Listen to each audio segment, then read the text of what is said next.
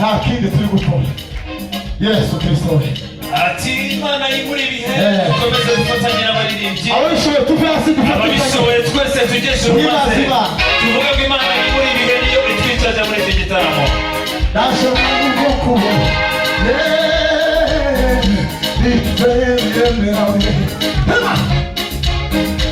ndashobora kukuba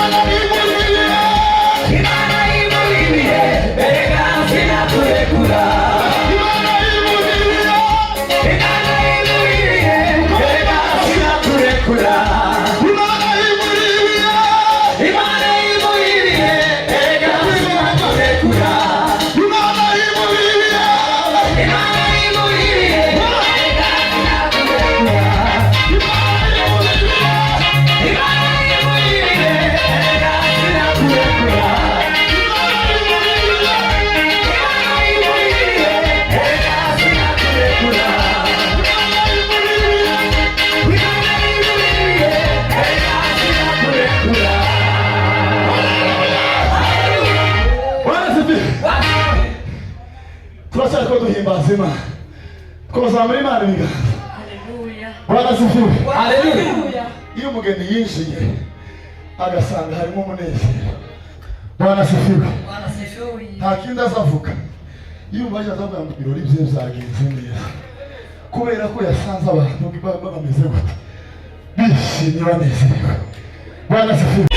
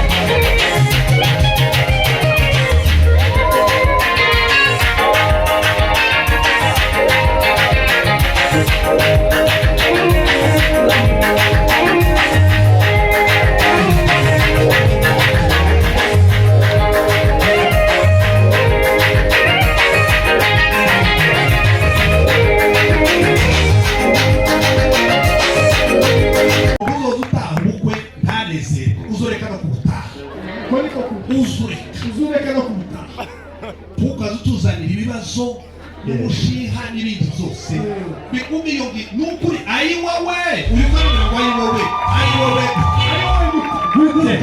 muzamuza mu bukwe tumureze muzamura amaboko mu Imana icyubahiro cyose muzamura amaboko none haleluya kandi haleluya Bwana sifiwe bamanyana yacu mu Imana icyubahiro nawe wewe ntimunezerewe abana abashizwa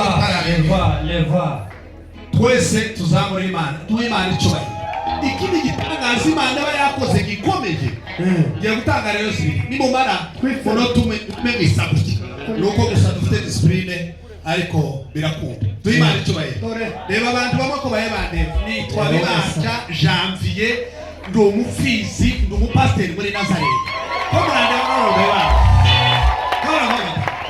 basi Bwana sifiwe Bwana sifiwe sana kweli ko barande babatangaye ko baroza nguriya mugabo ngo nuwahe sikwibwi ari kindi gisigaye ngaho rero tuhe Imana icyubahiro we kuri wa masiki haleluya haleluya Haleluya.